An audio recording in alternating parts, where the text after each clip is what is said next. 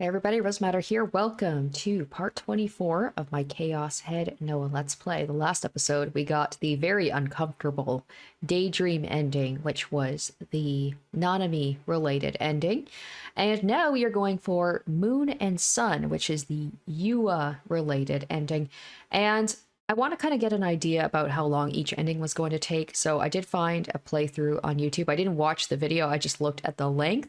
And it seems like this is going to be a longer one. So this may be a two-part episode. It seems like some of the ones coming up, some of the endings coming up are going to be on the longer side. So those may be two-parters. I think this one is going to be a two-parter. But let's go ahead and get started and go and get that Moon and Sun ending. Okay, so this is really, other than we're going to have some prompts coming up, this is really the only choice we need to make, and we need to do the neutral one, which we got last time. I believe we picked the last one as well.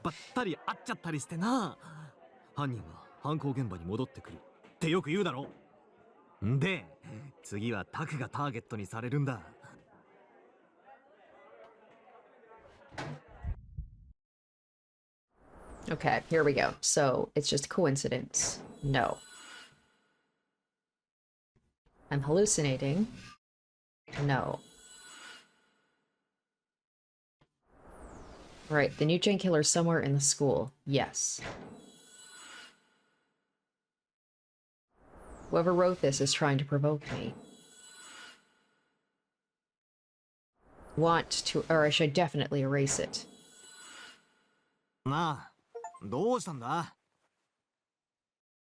Okay, so there we go. We got the achievement for discovering Yua's story. Misumi-kun walked up to me, grabbed my shoulder, and gave me a good shake.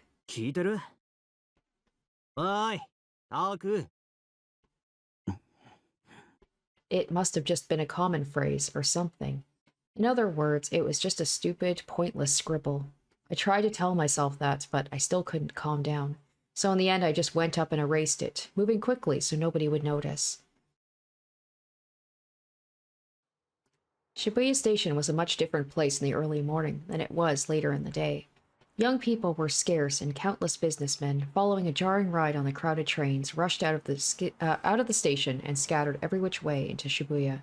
It was a place marked by indolence, yet engulfed by an air of restlessness. The students of Sume Academy carried that with them as well. However, the number of them present was rather sparse.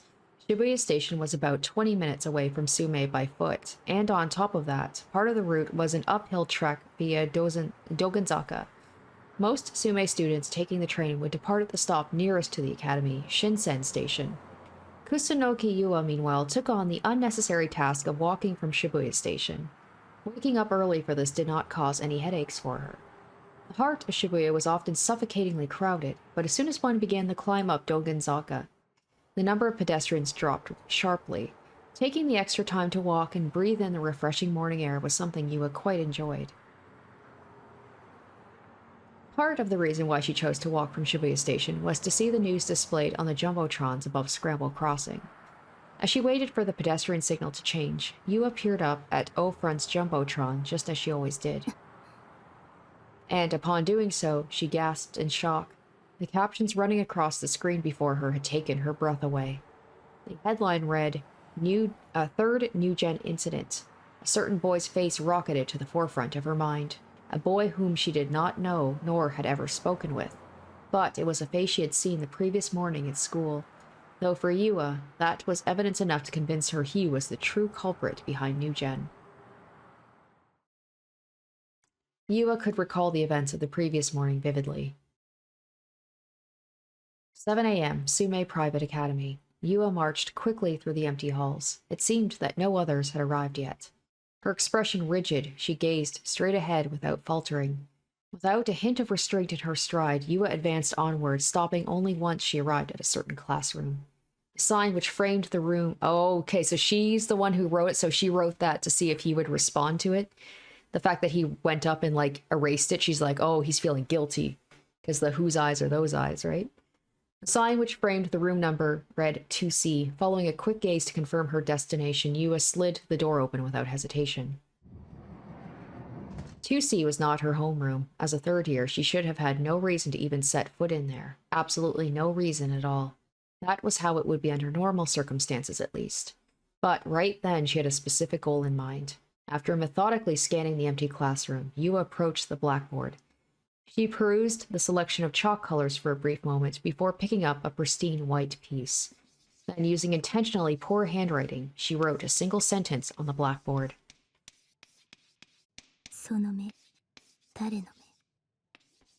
She whispered the words to herself after writing them. Gently placing the chalk back down, she surveyed the room once more.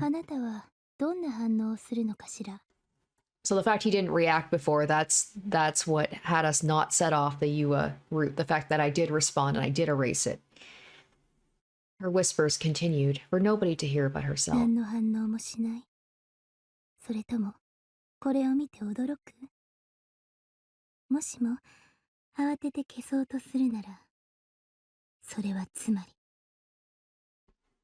In the silence of the empty classroom, her intimidating voice echoed.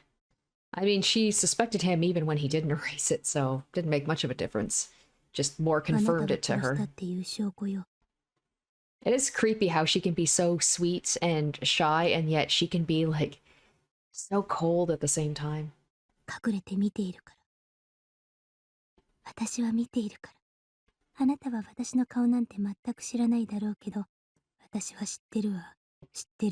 Oh, the way her voice just goes lower. At first I thought maybe maybe Taku was just imagining her, like we were seeing it from his point of view. He just imagines that cold stare. He imagines the way that her voice is so cold, but nope, that's the way her voice is when she's serious.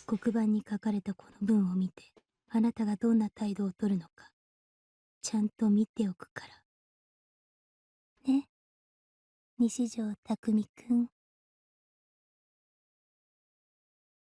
Yua forcefully bit her lip. After she had finished her task, Yua made her way up to the roof to kill time until the students of 2C finally arrived. Then, 10 minutes before the bell rang, Yua returned to the hallway. Peering in through the door, she kept an eye out for anyone who might react to her inscription of, "Whose eyes are those eyes?" And, just as she had predicted, a certain panicked schoolboy was the one to erase the words. One look at his face and she could tell exactly who it was. Nishijo Takumi.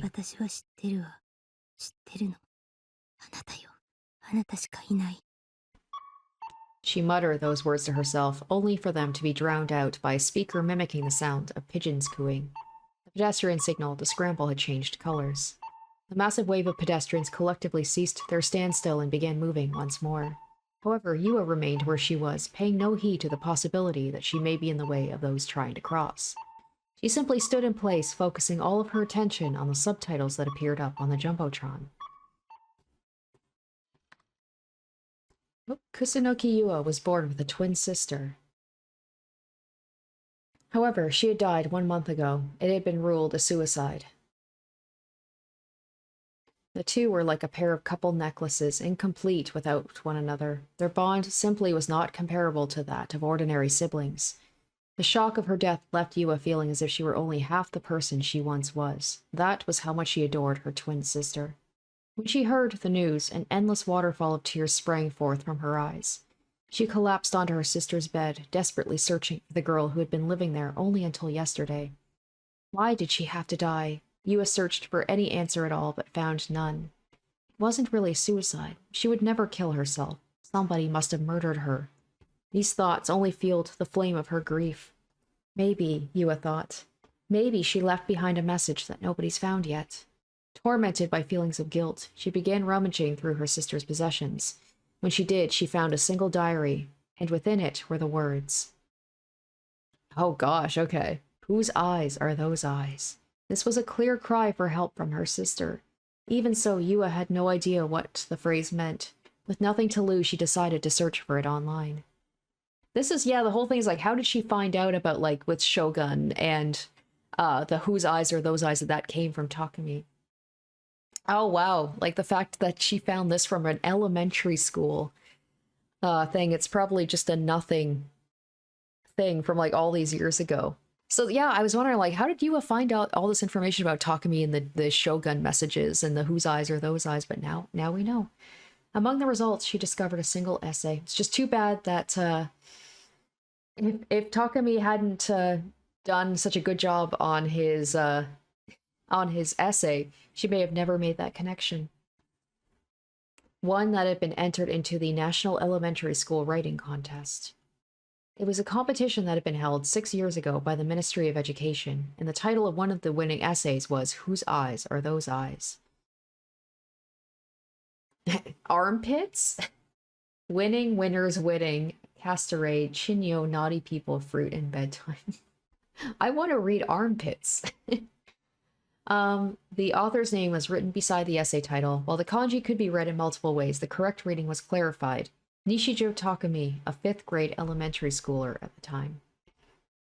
However, that was where the trail went cold. She had no idea what connection Nishijo Takumi had with her sister's death. This girl really needs to become like a detective or like a private investigator. Then came an incredible coincidence. It was rather common for Yua to pass by Shoto Park on her way to school. And in that park, about twice a week, she would spot a lonesome boy eating bread. As Yua observed him in his time of solitude, she somehow grew fond of seeing him. On her way to school one day, Yua happened to run into a friend of hers at the station. The two of them decided to walk together, eventually coming across the boy on the bench. Upon seeing him, her classmates spoke up. So it's like, she's doing a good job about doing the research, but it's also, yeah, just a lot of coincidences. あいつ、2年の西条っていう子らしいよ。弟が同じクラスでさ、引きこもりの肝オタなんだって。クスノキ、あんなやつに興味持つのやめときなよ。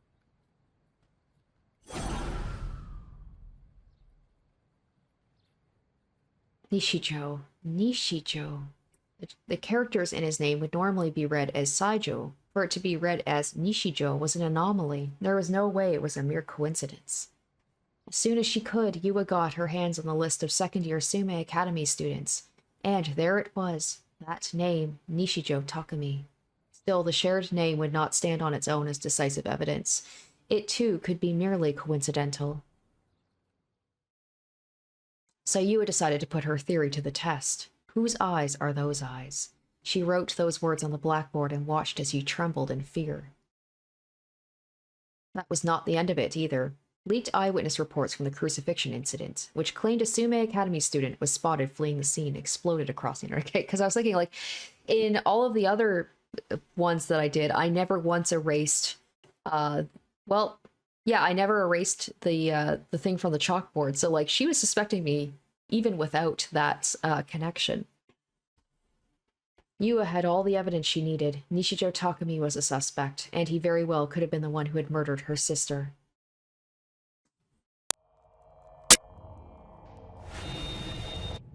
Initiated by Momose, a meeting was slated to be held at Freesia Credit Bureau, a meeting to which Bon was now running nearly half an hour late for.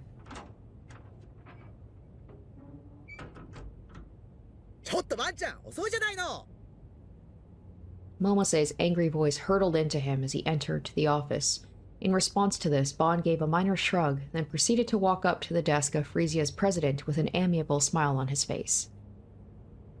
He had not brought any refreshments today, something he was beginning to believe may have been a lapse in judgment. つばちゃんは今日は別行動。若い子をこき使ってバンちゃんは楽してるわけね。いやいや、俺もちゃんとやってるよ。昨日だって徹夜でいろいろ調べてたんだぜ。おかげで最近の女子高生の生態についてはかなり詳しくなった。あんたね、呆れて物も言えないわ。で、こうして俺を呼びつけたってことは、あの子と連絡取れたってこと？今来てるわ。さすがももちゃん。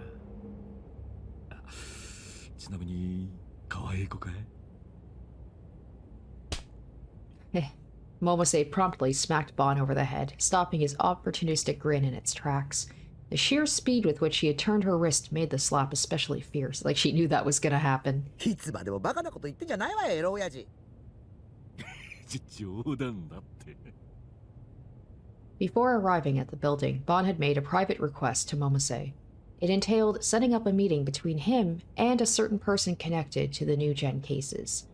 Rather than anything work-related, it was merely to satiate a personal curiosity.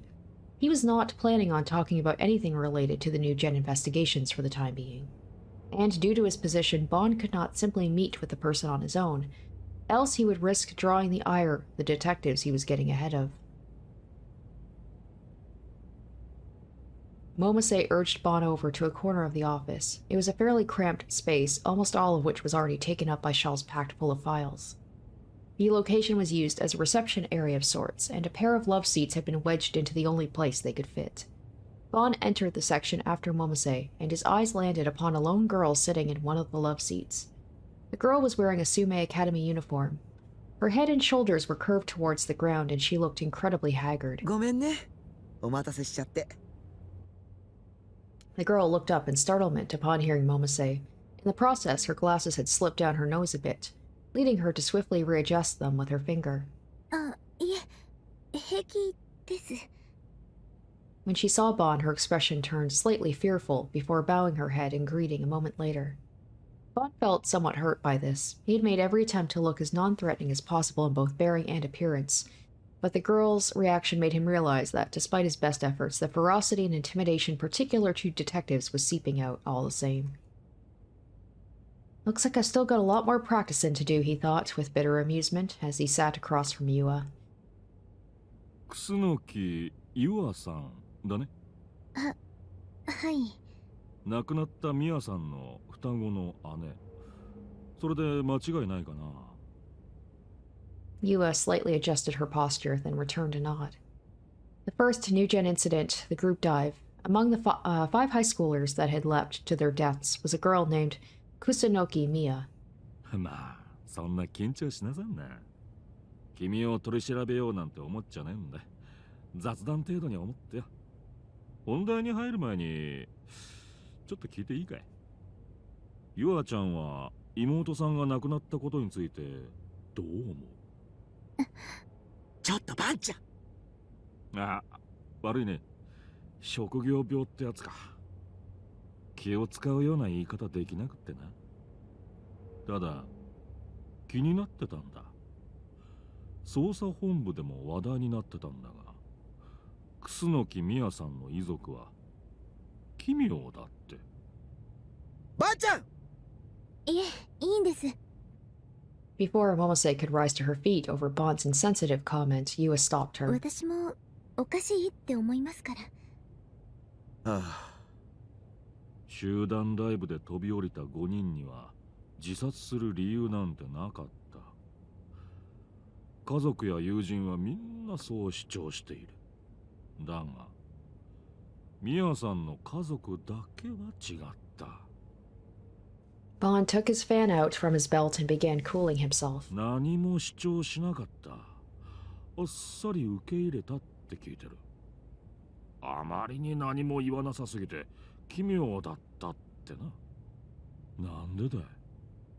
We're gonna get into more, like, they did explain, and you explained about how she was kind of like the troubled twin. She was the one that wasn't the parents' favorites, but are we gonna get into a little bit more about that whole thing about, like, why they had such an odd reaction?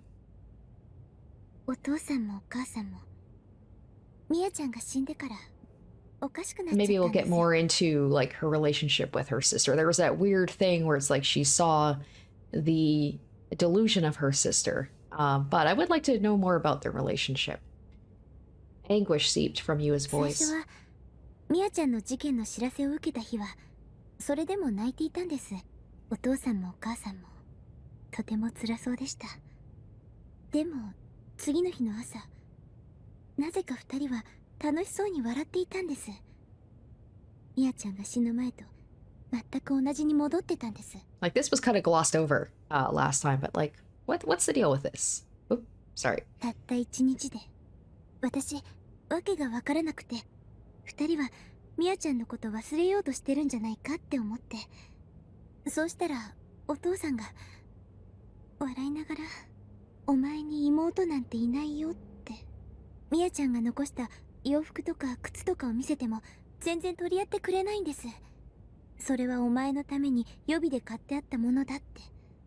そうやってお父さんたちはニュースからも警察の話からも目を背けて。 Yeah, why was it only their family that happened? None of the other victims' families acted like they didn't exist. 記憶からミヤちゃんのことを消し去ろうとしてるんです。つまり双子じゃなかったことに。それで警察にもうちは一人っ子だって言って追い返してたわけか。私とミヤちゃんは一卵性で、見た目は瓜二つなんですけど、あの子は、妹は親から嫌われていました。あの子はいつも自分の気持ちを押し殺して、私のことを一番に考えてくれていたんです。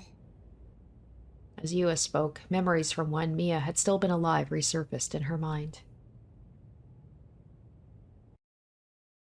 First came a memory from when the two had still been in elementary school. One day, some relatives had brought to the girls a single large teddy bear as a present. This is a repeat. It's not letting me skip ahead, but I don't think anything's changed from this one. I think it's the same conversation as the first time I played through. In contrast to the raw joy Yua displayed, Mia insisted she did not like stuffed animals and proceeded to not even so much as look the plush's way. Both her relatives and parents were upset with Mia for not acting as a child should.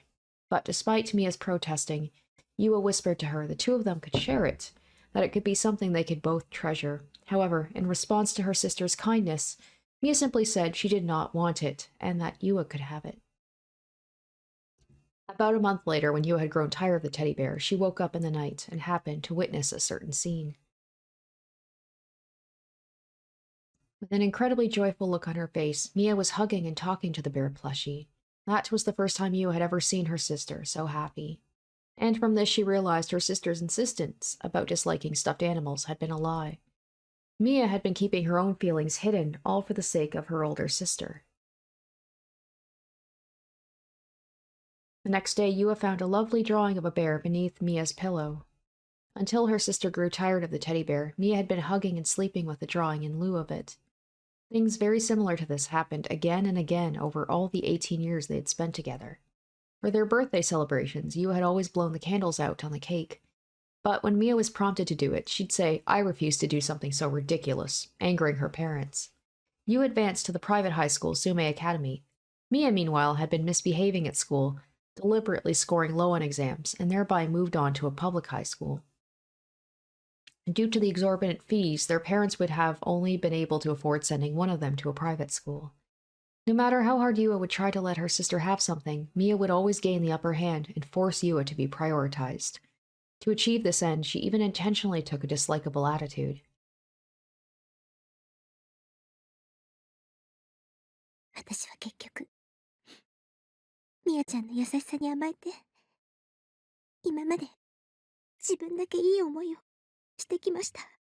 ミヤちゃんがいなくなって初めて、もっとあの子のために何かできることがあったはずだって、すごく後悔して、私が代わりに死んであげればよかった。しかも挙句に親に存在そのものを忘れられてしまうなんて、こんなのあんまりです。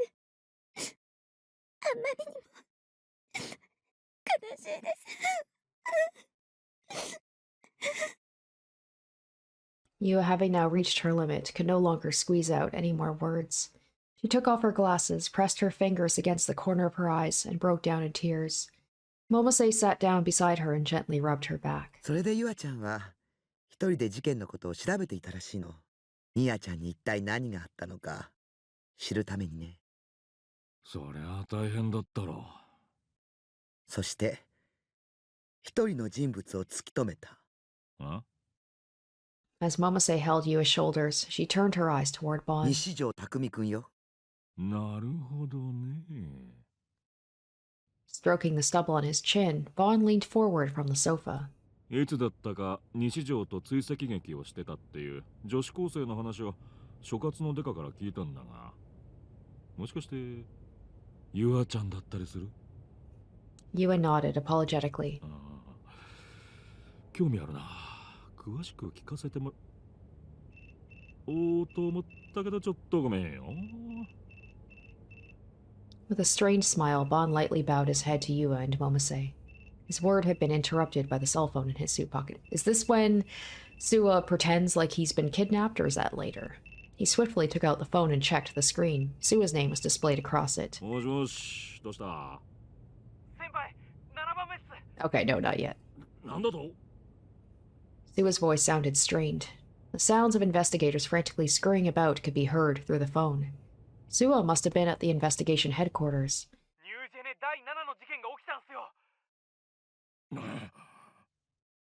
Vaughn's eyes opened wide and his expression turned bitter as his teeth sank into his lips. Sensing the seriousness of the situation from his behavior, Momose and Yua watched the detective with unease.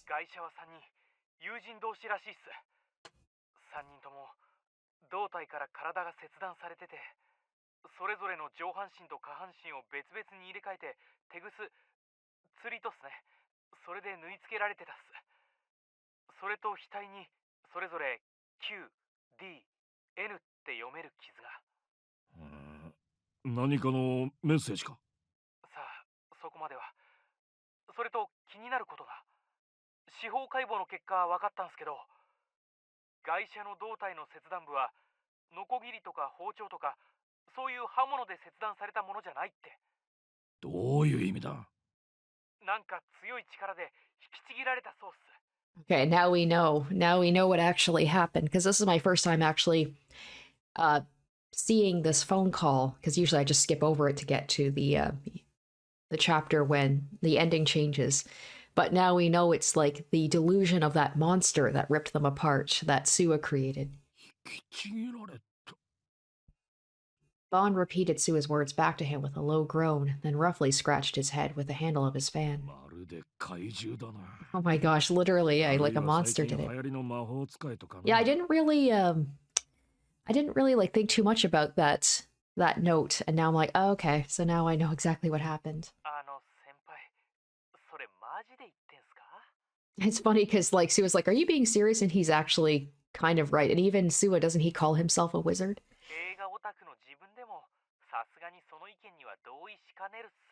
That's hilarious too. And he's, oh my gosh, it's all been laid out where he's like, he's a movie buff, so he took the monster from what's it called, like Spider Wars or something. That's hilarious.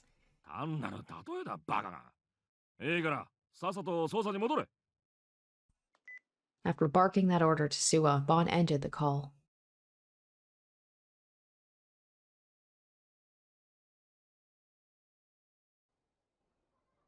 By the time Yua finished with Bon and Momose and left Freesia, the sky had long since been covered by a thick veil of darkness.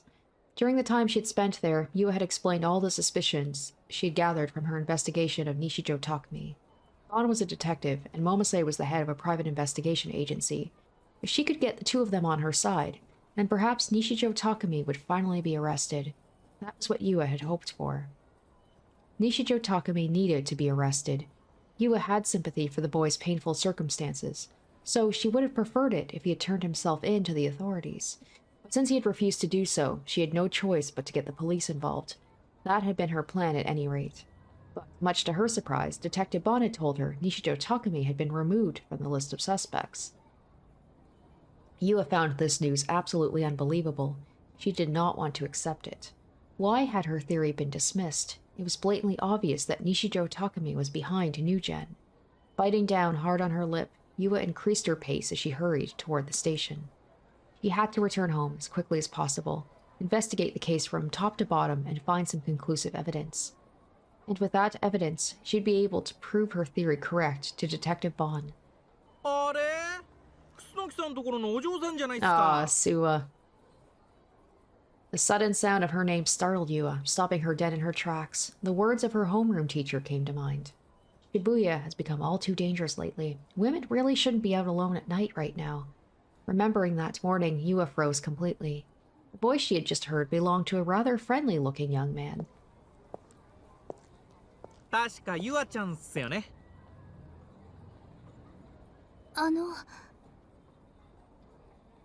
She felt like she had seen him somewhere before, but at the moment could not remember exactly where.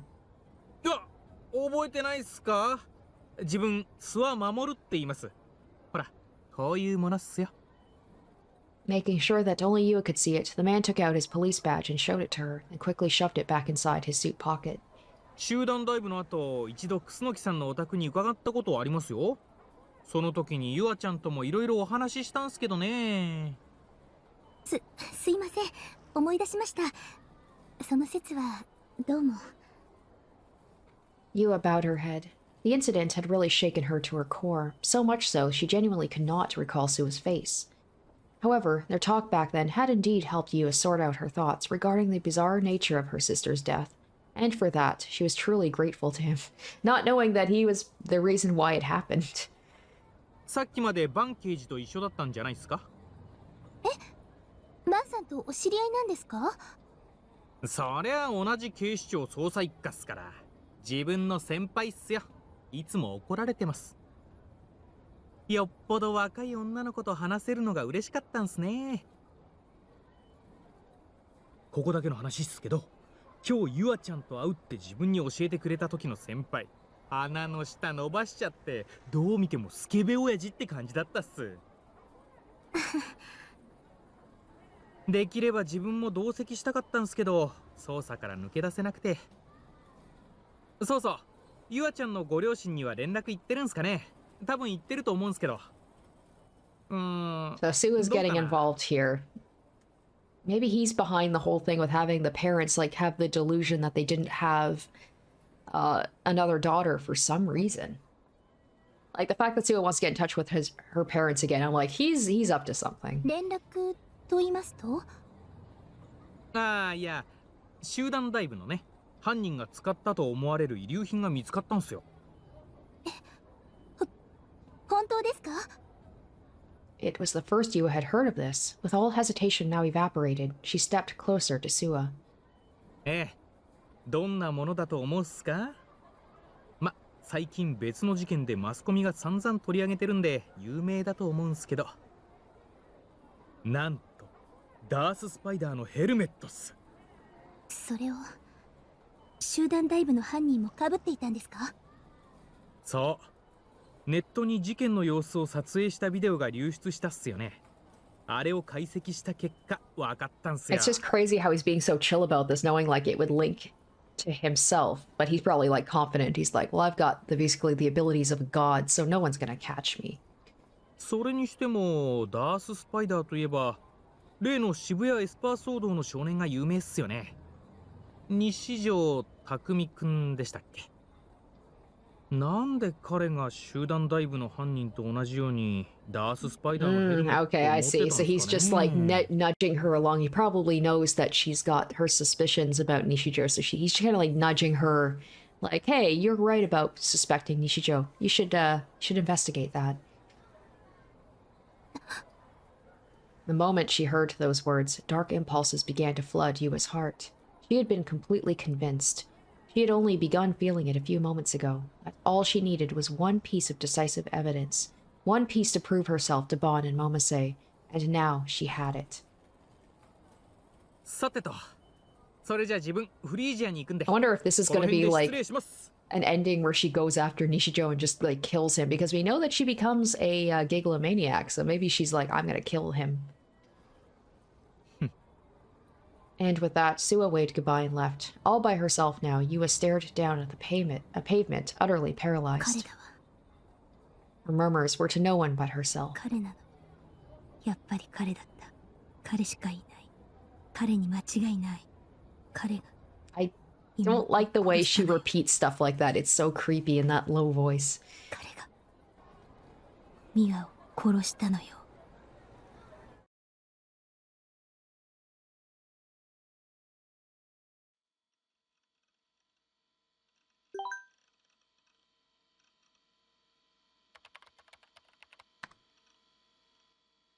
Okay, yo, hey, Neinhard-kun, I've been waiting for you, because there's been another NewGen. What are you on about? NewGen, dude. WTF do you think I'm on about?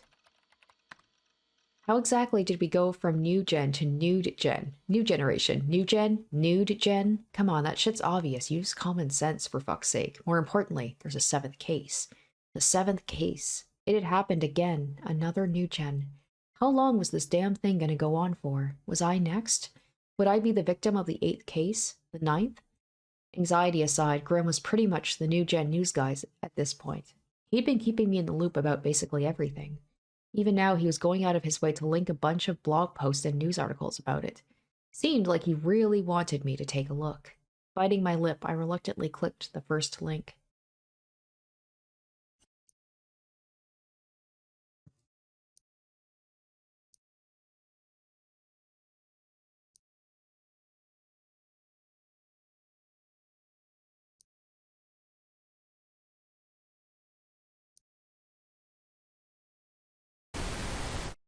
今日午前4時50分ごろ、東京都渋谷区の線路沿いで男性3人の他殺死体が鉄柱に吊り下げられているのを通りかかった新聞販売員の男性が発見しました。警察の調べによりますと、殺されたのはいずれも渋谷区に住む無職藤田康平さん、大学生の安沢三郎さん、とび職の高木亮さんの3人です。3人とも胴体の部分が切断され、それぞれの上半身と下半身が別々に入れ替えられて糸で縫合されていました。3人の額にはそれぞれ謎の傷がつけられており、警察では犯人からのメッセージではないかとみて調べています。渋谷では2ヶ月ほど前から猟奇殺人事件が頻発しており、警察では今回の事件も同一犯による犯行の可能性が高いとみて捜査を続けています。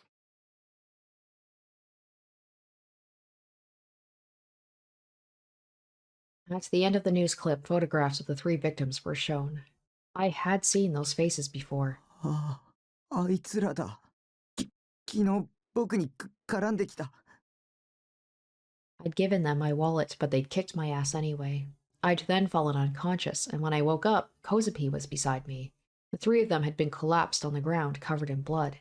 I dug my wallet out from my pocket and stared at it intently. When I came to, Kozupi had been carrying it, and she'd given it back to me soon after. Could the person who had killed those 3 be...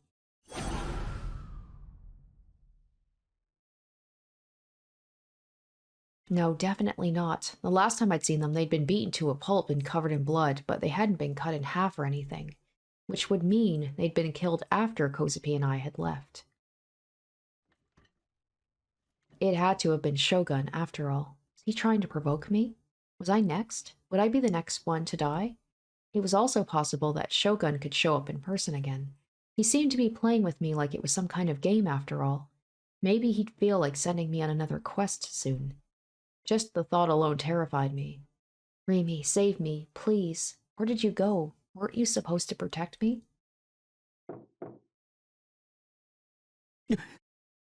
Just now, there had been a knock at the door. Someone was there. I looked at the clock on my PC. It was past 8 p.m. Who in their right mind would show up this late? Damn, did YUA just, like, storm right over here? To basically, like, is she gonna, like, tear his place apart looking for the helmet? Remy, it had to be her. She'd finally come to save me. YUA's like the frickin' Terminator, it feels like. She's just on a mission. She'd said she'd stay by my side, hadn't she? So it only made sense that she'd come back to me. Would it have killed her to come a little earlier, though? Feeling like my salvation was at hand, I practically threw myself at the door. I then removed the padlock and opened the door. Rim! I tried to call out Remy's name, but a hand suddenly clamped my mouth shut. Panic instantly overwhelmed me. I didn't even have the chance to see who it was. I tried forcing the hand off my mouth. But before I could, my attacker threw all their weight against me, and I staggered backward. Still, I desperately tried to stand my ground. I flailed my arms around wildly, thinking it'd somehow help me break their grasp. I then opened my mouth wide and bit down on their hand as hard as I could. But despite that, my attacker remained silent. They weren't even fazed. I'd bitten down with all my strength, so they must have been in pain. They, like I said, she's a Terminator, but they still didn't let go. They pressed against me harder, causing me to lose my balance. No longer able to resist, I fell to the floor with them on top of me. The back of my head hit the ground so hard I nearly lost consciousness. My vision started to go blurry, and I couldn't tell how exactly I'd landed. And to top it off, the assailant was still covering my mouth, so tightly in fact that I could barely breathe. My consciousness was starting to fade, so before I blacked out, I desperately tried to get a glimpse of the person who'd attacked me.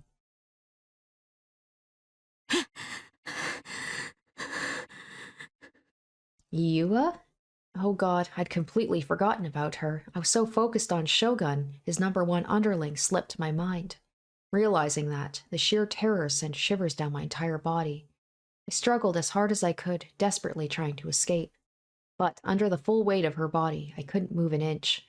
Under normal circumstances, I would have been focused on the fact our bodies were pressed together. But I lacked the capacity for that right now. Now wasn't the time to be drooling over female contact. There was only one thing on my mind. I needed to get away somehow, or she'd kill me. Blood trickled out of Yua's hand where I'd bitten her. Even so, she kept pressing down with all her might, her grip just as intense as when she'd first grabbed hold of me. She was trying relentlessly to keep my jaw shut, to the point where her nails were digging into my cheeks. A sharp, stabbing pain pierced through my body. あなたよ。 Her mutters came between ragged breaths, much to my horror. I had to keep resisting, so I grabbed Yua's long hair and pulled hard. But Yua still didn't budge. All she did was grimace. Using her free hand, she gripped my hand tightly and dug in her nails once again. The immense pain forced me to let go, and then using that tiny opening, she pinned my hands to the floor. あなたでしょ。あなたなのよ。 Yua's glasses had slipped down her nose during the fight. Tears were welling up behind them, likely from the pain of me pulling her hair. Just like that day at Shoto Park, she was staring right through me with those cold, sharp eyes. あなたが殺した。 What the hell was she talking about? Was it the same bullshit as always calling me the NewGen killer? I hadn't killed anyone. You came here to kill me, you dumb bitch. I tried to glare back at Yua, but hers was just too terrifying to confront. Nothing good could come from making eye contact with dangerous people. And I soon came to realize how true that was, how unhinged a look could really be. I looked away, wishing from the depths of my soul that I'd wake up from this nightmare, but... 目をそらさないで。 Yua brought her face in closer. I could feel her ragged breath on my cheeks. 私を見て。 With how close she was, it was practically impossible to look anywhere else. Her breath was incredibly hot. I wanted to headbutt her, but Yua was pressing down so hard I couldn't even lift my head off the floor. 教えてあげる。あなたが知らないあなたを教えてあげる。あなたの中にはもう一人のあなたがいるの。 DID, multiple personalities, in other words. When we were at Cafe, Yua had said the same thing, but that was just some stupid fucking delusion of hers. She didn't know shit, and she sure as hell didn't know me better than I did. 西條くん、まだ知らないの？ It's crazy how Yua does not know about, like, the whole thing about the real Nishijo, but she's kind of on the mark. Like, she's wrong about him being the killer, but she got a lot of stuff right. 何も知りませんでしたって許されると思ってるの？今まで何度も忠告してきたのに、どうして聞いてくれないの？あなたの中にはもう一人の人格、将軍がいる。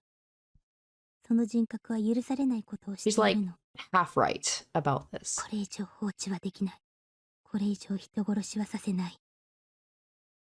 あなたは早く病院へ行って治療すべきよ。それが嫌だと言うなら、私はあなたを警察に突き出す。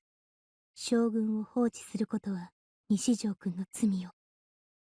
あなたも人殺しに加担しているんだって理解して。I don't need to understand 理 shit. 解できるよね。 I didn't fucking kill anyone. 理解してもらわなきゃ困る。 I don't have multiple 理 personalities. 解すべきよ。 That's the kind of shit you only see in an anime and manga and shit. This is real life. I don't have DID, goddammit. 出てきて。私はあなたと話がしたいの。聞こえているんでしょ？将軍。 I'm not Shogun. You've got the wrong guy. Shogun is someone else. I've never met him. I'm sorry, I've even met him, for fuck's sake. He uses a wheelchair. He appears out of thin air like some kind of ghost. He's always reading my mind like some sick fucking pervert. And despite having the voice of a kid, he's covered in wrinkles like an old man. He's my enemy. Don't lump me in with him. Just the thought makes me want to puke. Wait, wasn't Yua supposed to be Shogun's underling? I could have sworn she was working for him. But it really did seem like she genuinely had me and Shogun mixed up. 西條くん、自重して。あなたは少し眠っていて、将軍にその体を渡して。 Even if I do go to sleep, that won't fucking happen. I don't have multiple personalities, you stupid fucking bitch. I tried my hardest to say all that to her, but since her hand was still pressed firmly against my mouth, the best I could do was make a bunch of muffled 出 groans. てきなさい。出てきて。出てきてよ。出られないの？出てこられるはずよ。出たいでしょう。出てこい。人 Oh my 殺し。 god. Tears began to fall from my eyes. I lost all will to resist. All remaining strength left my body. I was so tired. Why? Why did I have to deal with this psycho? Why did I have to listen to all the bullshit she spewed at me? What had I done to deserve this? This was just too much. All because this delusional stalker had come to the wrong conclusion. And now no one would save me. Was I going to die by her hands? Even if I didn't, even if I made it through today, there'd be no guarantee I'd survive tomorrow. Shogun could still show up at any time. Would I have to live the rest of my life in fear? Please, I didn't want that. I didn't want to live like that. I'd rather go insane and then get locked up in some mental faculty somewhere, or facility. I'd rather die right here, right now. どうして泣くの？ Yua slowly began to remove her hand from my mouth, and then she started lifting herself off of me. As soon as her weight was completely off, I felt instant relief. 将軍が出てきたの？ I shook my head lifelessly. うざりなんだ。いっそ殺せ。殺さない。私が殺させない。あなたは罪を償うべきなのよ。そして真実を語るべき。死んで逃げることは許さない。許さないわ。許すわけにはいかないの。将軍は別にいる。ニュージェネの犯人はそいつだよ。 She's like, yeah, I know. I've been saying that. 将軍はあなたよ。あなたなの。あなたしか考えられない。 My words had gone in one ear and out the other. She refused to listen to me. She was completely convinced that she knew the truth. There was no point resisting. 将軍、出てきて。出てきてよ。出てきてって言ってるでしょ。どうして出てこないの？あなたがそこにいるのは分かってるのよ。絶対に将軍を引き出してみせるわ。私は諦めないから。それまで絶対に逃がさないから。 Suddenly, Yua stood up and went to close the open container door. She slowly picked the padlock off the floor and used it to lock the door shut. And then she stashed the key in the pocket of her uniform. Oh shit, she's gonna be like, I'm not leaving until I talk to Shogun. Why was she doing this? What was she thinking? 逃がさないから。 Oh my gosh, that's a fighting pose. A faint murmur spoken to no one but herself. Damn it, are we gonna get another ending that's gonna take place pretty much just like solely in the container room? I'm so tired of this place. One that chilled me to the bone.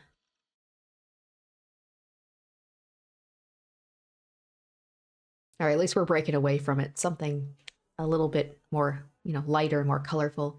Of the countless fast food restaurants located throughout Shibuya, every single one was always packed front to back with young people. It took a lot of courage for a lone middle-aged man to come to a place like this.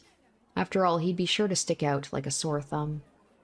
Those were the thoughts circulating in Bon Yasuji's mind as he sipped his coffee, surrounded on all sides by young people chattering away.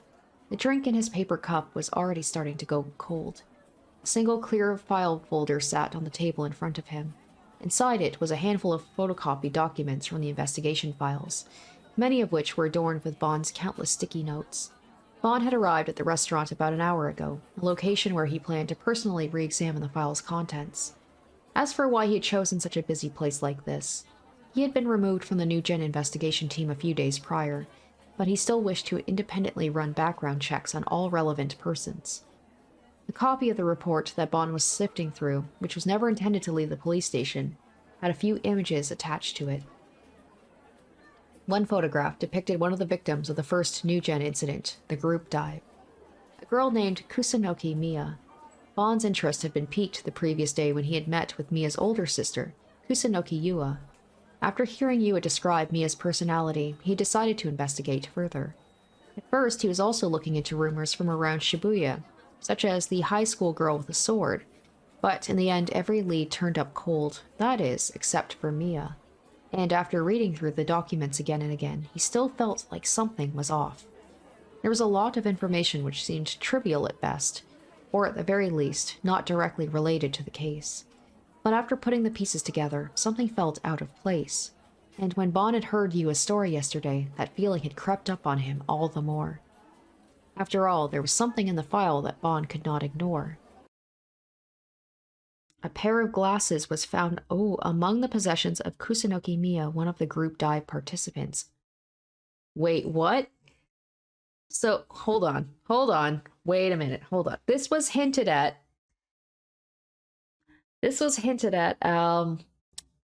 when there was the delusion where Mia's like, I'm YUA, you're Mia. Don't tell me that that's true. That was the detail that rubbed Bon the wrong way. He took a look at the list of notes taken from various interviews conducted during the investigation. Taking another sip of coffee, Bon let out a befuddled grunt. From her birth all the way to her death, there was not a single photograph of Kusunoki Mia wearing glasses. It was her sister, Kusunoki YUA, that wore them. He had even gone so far as to obtain access to Kusunoki Mia's medical records. Sure enough, she had boasted perfect 20/20 vision and thus had no need for glasses. This is, okay, this is interesting. I did want more information about this, but I wasn't expecting that. Kusunoki Mia had been a quiet girl with an interest in anime, quite to the contrast to her happy-go-lucky sister. Very interesting. Okay. And that's, and then YUA, quote-unquote YUA, has an interest in anime, and she is quiet. Okay. That all matched up with the description Kusunoki YUA had given. While the 5 victims of the group dive were friends, some reports suggested their encounter on the rooftop was the first time they'd ever met. Allegedly, they were online friends who had gotten together for an offline meet. Naturally, their online activity was heavily scrutinized as part of the investigation, but there were never any signs of suicidal tendencies displayed by the victims. Furthermore, several hours before the group dive, 2 high school girls, who appeared to be twins, had been spotted walking into a fast food restaurant in Shibuya.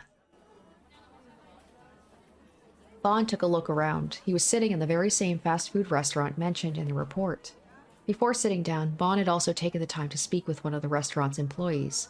The employee had told him the 2 girls had chatted for a while, and proceeded to take a 10-minute bathroom break. Oh, they could have swapped out then. What on earth could have taken him so long in there, Bon wondered. He stared intently at the woman's restroom, which caught him the scornful glare of every young girl nearby. Realizing this, Bon flashed a wry smile before returning his gaze back toward the streets outside the window. Alright guys, so as I thought, unfortunately I will not be finishing the ending today, but we'll definitely finish it up in the next episode. The most interesting thing, of course, being right at the end about the whole YUA Mia swap during the group dive. While I thought it was just a delusion in the original ending to kind of confuse YUA, and I didn't know what the purpose of that was, maybe just to drive her insane, but it might be closer to the truth than we thought. It could be a red herring. It could be maybe the glasses were put there by Suwa to just make things more confusing. But maybe there was the swap, because the whole thing about going into the bathroom for 10 minutes, why was that? And we know about their relationship. It's going to be very confusing to talk about Mia and YUA knowing that it might be actually flipped. But we will find out the answer to that question, I'm assuming, in the next episode. But it does seem like YUA or Mia, whoever the heck this girl actually is, has gone off the deep end, pushed by Suwa, nudged her knowing how she was going to react. And now she's basically trapped Takumi inside the container, and he's just with a rabid caged animal. So maybe he'll be able to convince her that she's mistaken. Maybe they'll work together, or maybe she'll just straight up kill him. Maybe he'll kill her, and then he'll be like, oh, I actually am a killer. I'm definitely interested to see how this one is going to end. So thank you guys so much for watching. I hope you enjoyed, and stay tuned next week for the conclusion to the Sun and Moon ending. Until then, bye. Special shoutouts to my top tier patrons: Revealing Storm, Lynn's VA, Kenju Storm, Icognito, and Bad Cat.